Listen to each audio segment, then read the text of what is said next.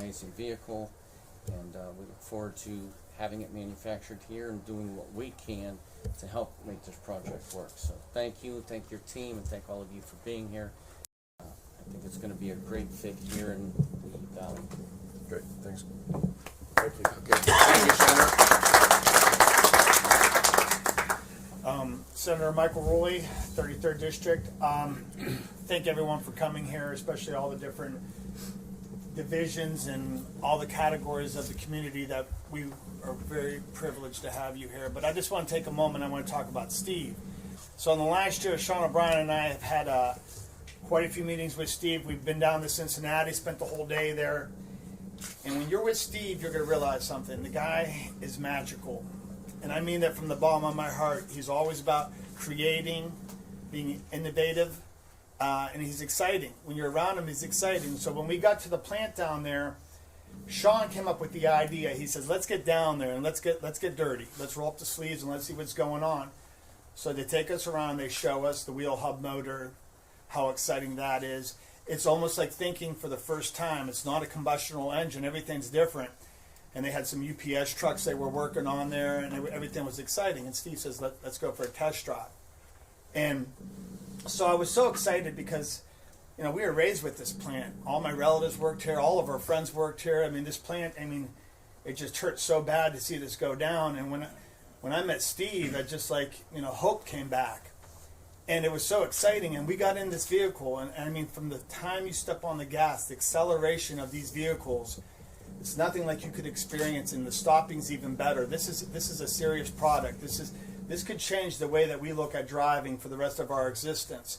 And the idea that Steve has that vision to bring it here and to make it happen here and to get these kids off the phones and out of the basements and into this Lordstown plant, Lordstown Motors, it's in a whole exciting chapter, and there is hope. And I appreciate the renaissance, Steve. God bless you. Thank you, Mike.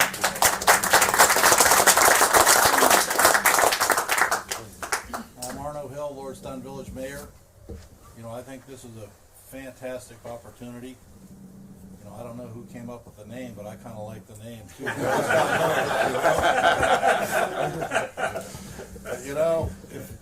I've always told people, if you don't change with the times, you kind of wither and die on the vine. And I think that this will be a great epicenter for what's going to be happening in the Mahoning Valley. This has been our mainstay. For the last 40 years, we've kind of been in a little bit of a decline. But I think that this is a new adventure, and I think it will be very successful. Hearing about all the management team, the sales team, and everything, I'm very excited on the behalf of Lordstown. Welcome. Thank you. Thank you, Your Honor. And by the way, I'm sorry, before you jump on that theme. So the word Lordstown is going to be on the back tailgate of every pickup truck we make. So going across the country. So I think everybody's probably heard of Lordstown because of all the political nature of it. But that name of that town is going to be on every pickup. What's the name of the truck? The truck's name is Endurance. I should expound on that a little bit. When we were thinking of the name, we wanted to make it for the people that are, the only word I can think of is grit, but that wouldn't be a good name for a pickup truck, I don't think. But, the grit and the determination and the endurance of the workers here. So we wanted to make this is a working man's truck that they're going to be making, and so we wanted to name it for them, their endurance. So Lordstown Endurance, I think those two words go together well. And then, it goes far on a charge. It's a tough vehicle, so it's good for the vehicle as well. Michael O'Brien, State Representative from Trumbull County, and believe me, Steve, Lordstown has endured. Yes. Lordstown has endured, and they've withstood, and today, 53 years ago was a historic day, and now this is a historic day for Lordstown, and speaking with Senator O'Brien and Senator Ruley, and Representative Gil Blair and Representative Manning and Representative Lepore Hagan, as Sean said, the entire delegation is there in support and working with Jobs Ohio, working with the governor's office, whatever we can bring from the state to Lordstown Motors, consider it done. So congratulations. Thanks, Again, this is a historic day for the whole Mahoning Valley. Thank you. Thank you, Michael. I am Jim Tressel, president of Youngstown State University, and it's been exciting when we had a chance to meet Steve and his team when they came to campus. And I would just briefly say that what we pledge to do is to make sure that gritty endurance type workforce that we've had in this valley for so many decades, that will continue to turn out, and that we're going to work hard with all of our educational institutions, our career and tech centers, our K through 12, our community colleges, our 4 years, to make sure that you have the workforce you need, and we will pledge to you that we're going to do that. And I'm also excited to see if I can be helpful at all as you build this team. I've enjoyed trying to build teams and be a part of teams, whatever position you play and whatever you do, and you know, you can be sure as you bring your great talented group here that we can fill in the rest of the team to have that complete unit. And as all of the folks have said, this is an exciting moment for us. It's a moment that we're kind of interested in doing something that people aren't sure we could ever do, and you know, it's going to be an exciting time to work with you. Thank you, Jim.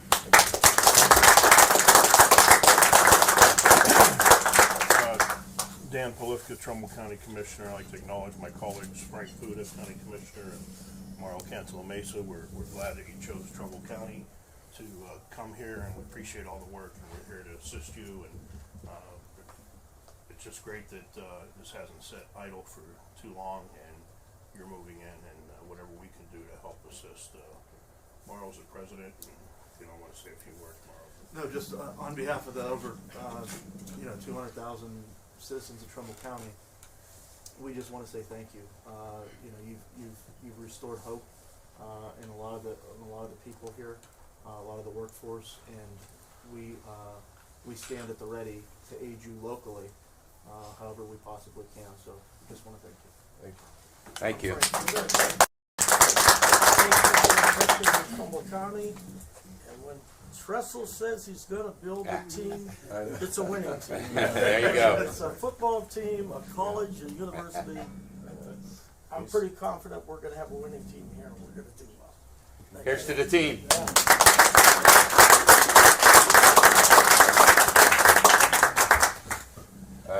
I just briefly want to say real quick for the press, Steve mentioned the endurance truck. Brittany, the website is up and there's a picture, is that correct? Right. And give the website address if you would. It's lordstownmotors.com. Okay, and there's a picture of the endurance truck, which you're welcome to use, in lordstownmotors.com. Steve? Did you want to do questions? Or just Okay, let yeah, people I go think around what with we're going to, their- thank you. I think what we want to do is we'll have questions now, from the press while you guys are here. You're welcome to break off one-on-one with whomever you want to interview. And right after that, we're going to turn it over to Rich, and he'll talk about production and some of the plant here. He can kind of take you as a group, whoever wants to stay for that. So any questions? Go ahead. Steve, have you secured enough funding to start operations here? Or if you haven't, how long do you think it might take to get there funding? Good.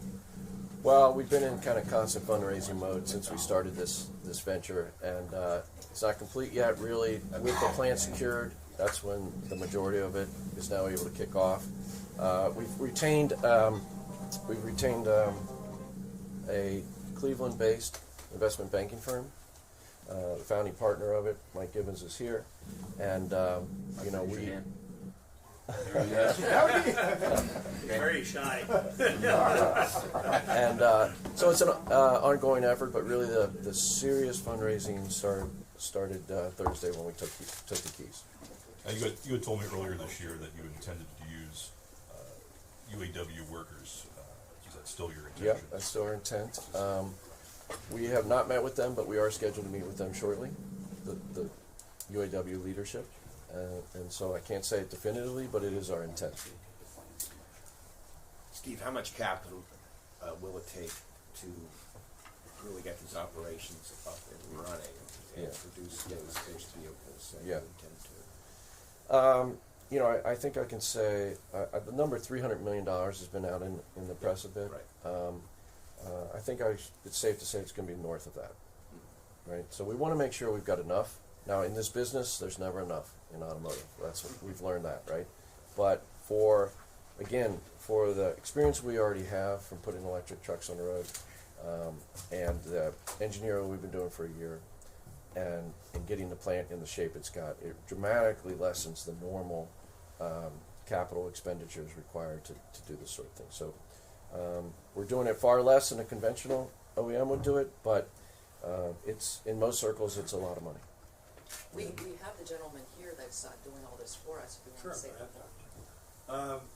We're way ahead of the game versus the Teslas. There have been a good number of electric vehicle companies started and failed all over the world. And many times they had upwards of $1 billion in financing. This plant changes everything for us. We're that much further ahead than Tesla, for instance, when they started. I've been doing this my whole career, and I've never had a transaction like this where every single influence on the project was positive. You know, it's going to create jobs, everybody's for that. But it also has ramifications beyond that, where people that don't care, investments are typically made because they make returns, financial returns. We have people wanting to invest in this because it has a positive impact on climate change. I mean, this has all the confluence of every positive force is helping us in this effort. Congressman Ryan spoke at the ATVM Fund and how his office wants to help shepherd that through. I can tell you, I've spoken to Donald Trump's people, and they will tell you the same thing. We have both sides of the aisle. We have the president. We have Congress. We have both senators, both Ohio State senators are all over this. Or not state senator, but U.S. senators are all over this. I speak to them regularly. And let me say that normally it's great to have government help, but this project stands on its own. This project is profitable. If we didn't get a nickel of government help, I think we could get this done. Having the government help there assures us of it. And we don't have $1 of government help that I know of yet. But we're already out in the market. And this will be an international fundraising effort. We're already into the sovereign funds of a lot of nations that I've never been to. And there seems to be a high level of interest. Steve is a practical guy. A lot of the people that started these electric vehicle companies threw a lot of money at ideas, didn't even have a prototype, yet raised billions of dollars. Steve's got a vehicle ready to go on the road. Changes everything. Changes the economics that I have to sell. And I'm very positive about it. I think it's, we would not have taken this on because this is a major undertaking if we didn't think we could get this done. And we're 100% behind it. So. Thank you, Mike. Thank you, Mike.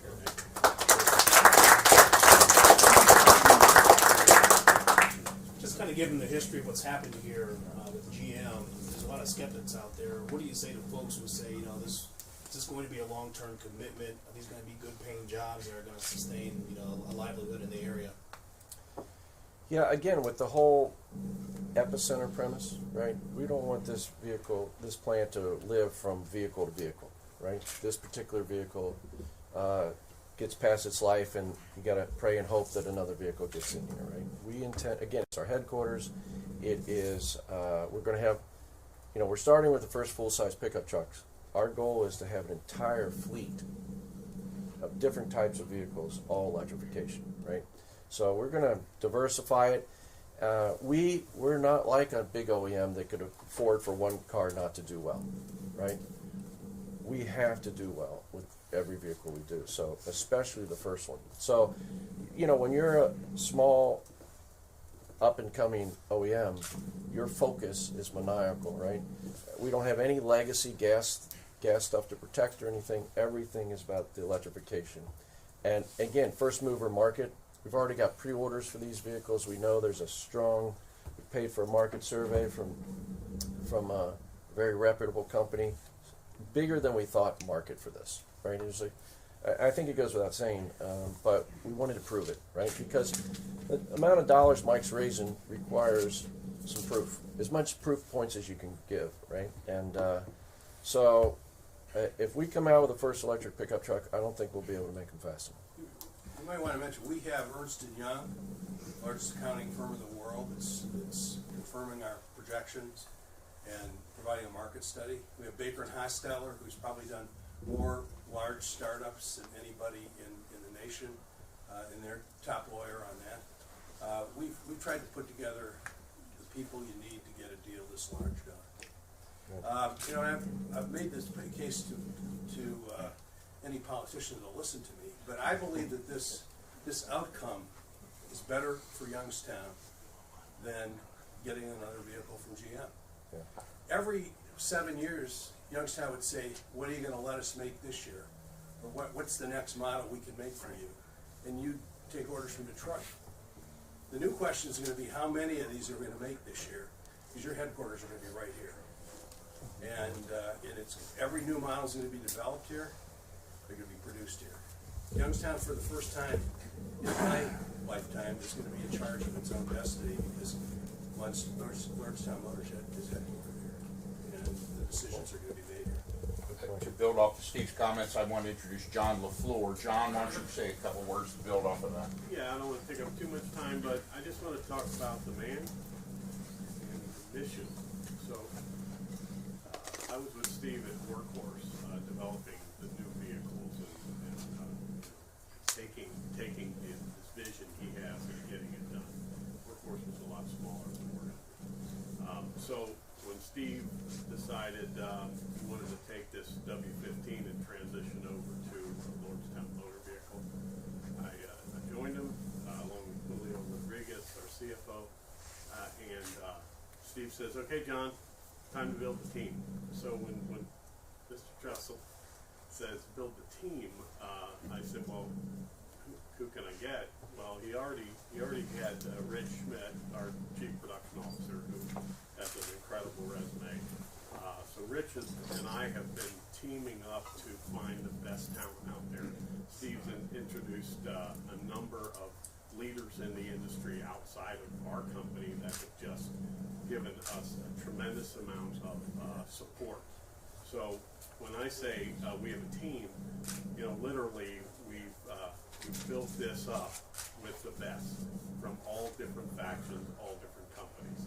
So we're not a typical OEM. We go about things a little different. We have to because of the timeline we have to get everything done. We're not going to skip any quality or safety, but that's why we have the best joining us. I do want to introduce Darren Post. He's our chief engineer. And Darren, if you want to say just a couple things, he's an ex-GM guy, and just a short brief. So, at a high level, about 10 years ago, I did the Cavalier Sunfire. I was the head of that program and worked with Lordstown, and we brought the new 2003 mid-cycle here. So coming back to this is very, very special to me, actually. We're building a team that we've got a lot of years' experience doing full vehicle programs and electrified vehicles. So we're going to take all that knowledge, extending from Workhorse, all of our experiences from General Motors or Karma, Tesla, and we're going to bring that to bear on this product. I think it's also exciting, as we build the team, the opportunity is also to mentor younger engineers is a very important one. And of course, we know how to work very well with the plant from a product engineering perspective, so that we work together. Rich and our team will work intertwined to pull off an excellent vehicle. The vehicle itself, with the 4 hub motors, it's actually very revolutionary. It has very few moving parts. It's a simple, it's simpler in a way that for a fleet operator, we can optimize it for durability and maintenance. When I think of endurance, I'm thinking of, from their perspective, this is going to be a high durability vehicle. We want to be the equivalent of a snap-on tool. When they first think of an electric pickup truck, they think of the endurance. So that's our goal. Thank you, Darren. I think Senator Woodley would like to say a couple words. Yeah, I think, I'm sitting here listening to all the stories and I'm thinking about visiting in Cincinnati. And you hear we're talking about a pickup truck. Like the engineer just said, I think if you're out there and there's national news and you are in charge of buying fleets of work trucks, whether you're Columbia Gas, Ohio Edison, or Armstrong locally, I think if Steve could take a minute, maybe introduce your sales leader over there, and also talk about what makes your concept of a truck. When we were talking about whether you're in Florida and there's a hurricane, if we have a fleet of your trucks going in there, what can make your truck extra special versus a combustional engine truck? And what kind of features, as far as work truck fleets, would make you like cutting edge? Well, I don't think it's a general. If you think of the mainstream pickup trucks that we all know, right? And again, everybody I think realizes pickup trucks are the number one vehicle in the United States, right? So we're addressing the number one vehicle. It's a number one fleet vehicle and also the number one professional vehicle, consumer vehicle. But the mainstream pickup trucks, they make the same one whether it's for commercial or consumers, right? Consumer might get leather seats and things like that, but it is essentially the same vehicle. So the addressable market for fleets, we thought let's, for the first time, build a vehicle for fleets. So it has things like power takeoff. You can run your power tools or your air compressor off of the giant battery, right? We have 120 and 240 output, right? There's room. We don't have a big V8 under there, so we're letting them store uniforms and boots and things they want to keep dry and secure in the front. So it has kind of a front type of thing. So dedicated, but main thing is price point, right? We're bringing this in at a price point that makes sense for fleets because in the end, we're telling them it's the least expensive vehicle they can buy, right? And that, of course, drives it. So if we say it's the least expensive, the safest, and the greenest vehicle that you can put your folks in, that's why we're getting such attention. So we have Sherry and Jeff here from our sales team. It occurred to us that we've spent a fortune on engineering and getting this plant, but sales needs to, now we have enough meat on the bones to start to go out. And we already have 6,000 sales that we're incorporating over from the old workhorse truck, but we expect to grow that dramatically. So they're just newly on board, and you'll see a sales effort starting significantly. And we don't have to advertise too much. We're so new, innovative. Like Darren said, there's never been a vehicle. There's never been a hub motor vehicle before. So it's so simple. In addition to making it cost effective for us to make and manufacture, a fleet says there's only 4 moving parts in this vehicle, the 4 wheels. So nothing can break, right? So it's even going to be higher uptime than a conventional vehicle. So all that dovetails into, but you'll start to see the website expand. Right now the website is very small, kind of a teaser. That will continually to expand. Full specs are going to come out soon on it, and the sales effort. And imagine if we get triple or quadruple the sales we're expecting. That just lets us tool up. The reason we want sales up front, it lets Rich know how much to tool for here, right? Because we can't really get surprised and just triple production in a heartbeat. So the more we know up front, the more we can tool here, and the more faster the jobs come. So we've stated that 400 jobs to start, but I've also stated we didn't buy a big plant like this to have just 400 folks in there. We expect to get to full capacity with 3 shifts. That is our goal. Okay. Okay, with that, there's a couple more questions, and then we'll go. 50,000. And then what's full capacity? You said 3 shifts. How many workers is that? What time frame? Well, if you go by what was conventionally here, I think that's just under 5,000 workers. We're not giving a time frame on that. It's just our goal. So ideally, you'd like to have 5,000 people working. 3 shifts. The 300 meg will get you how far? I think that first 6,000 orders or what? Well, the north of 300, the much racing. It is to get us to profitability, right, with the first truck, right? Once you're profitable, and we don't want to run out of cash before we're making enough trucks to be profitable. So you have to fund the losses once we get that. This is going to have good margins. We'll be self-supporting. Hey, Mr. Burns, It's more than 6,000. we're gonna, we wanna thank you again. Okay, and, you gotta go.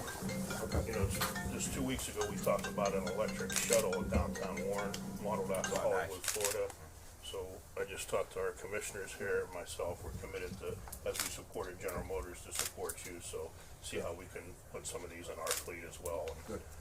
One suggestion on the name of the truck instead of Endurance was the Trumbull. Okay. That could be that. All right. We appreciate your support. Thank you. Any other questions, or are we done with that? And we want to have, if anybody's, we'd like to have Rich just talk briefly. He's the chief of production. He's going to be the one in here retooling this plant. He did it for Tesla, and he's doing it for us now. So I think Rich Schmidt. Go ahead, Rich. Steve, how many times have you been here? Obviously, before you bought it, and this is your first time here since? first time I've been here since we got the keys. Rich was here to get the keys. Were you here before you bought it? Oh yeah, Okay. yeah, a couple times. Okay. Yeah, we had to. I mean, we had all the blueprints and everything, but you got to come and feel it and touch it to appreciate it. Today, or are you allowed to go through? Can you say your name and just spell it for everybody, please, sir? My name is Rich Schmidt. Last name is SCHMIDT. 30-year automotive executive. Been through at least 5 startups, multiple model changes, 60 car plants throughout the world. When I joined Lordstown Motors with Mr. Burns, of course, I look at from my own personal career, but also the community career. Is it something I believe in, and something I think could be successful? And that's the reason I joined this team. It's a very world-class product. I've been part of some very world-class teams. 16 years with Toyota originally, 4 years with Tesla. And when I joined Tesla, it was kind of, nobody thought it was possible. So this vehicle has more potential than that, honestly. It fits a segment that Tesla can't really achieve, and it's in the right location. I started as one of these, of course, I'm not a union background person originally, but I've started as the same as them. I started on the job, on the floor, right out of school, worked my way into the engineering program, and worked myself through my career. Been on the planning team for the German team in Volkswagen, spent a lot of time in Germany, designed plants, built plants, redesigned the Tesla factory and the plastics and the paint departments, and retooled them and built them. Started in a very similar situation as this in all those startups. Nissan startup, a Hyundai startup, and built those teams. I have to say, I've only been here a few days since Thursday. I'm very appreciative to the community. They've been like, as soon as they hear Lordstown, they've been like super receptive. It's been great. I mean, even if you go down to eat at Ross's or you go wherever to eat, they want to talk to you. So it's been very community-based. The GM turnover has been great. The experience level here is amazing. Honestly, I've been all over the world. I hired a lot of GM workers in my past, but this particular team, that they left here to kind of keep the plant under control, make sure everything was washed and kept in condition, is amazing. The ability that they actually left here to do that. So hopefully, as the contract finishes, we'll incorporate most of that team. It's been, when I assessed the plant for Steve originally, I said it's about $3 billion to build this facility the way it sits. That's, as I go through it this past week and a half, it's maybe even more than that. It's very, very usable, high-tech equipment that we'll reconfigure and reconstruct to our product. We have expansibilities really to 500,000 vehicles with very little modifications to the facility other than to work on our envelope size. So very excited to get the plan in motion, and very pleased to be part of the community. Questions for Rich? You said 500,000 vehicles? Well, they did 460 here. Of course, I'm going to just be honest with you. I'm coming from a more aggressive lean background. So what they do with 500, I feel like I can do with 700 with no problem. Yes. All right. Good. And I think the plan is, anybody would like to talk to any of the management teams one-on-one, or any of these folks at the table, of course, please feel free to do so. Again, we want to thank everybody for coming today. We appreciate all the support, and we appreciate the media following the story. As Steve says, everybody's hanging around, so if you need to talk to anybody, that will work. Thank you very much. Good.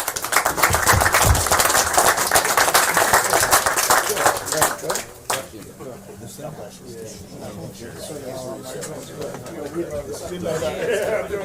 going to be a ride.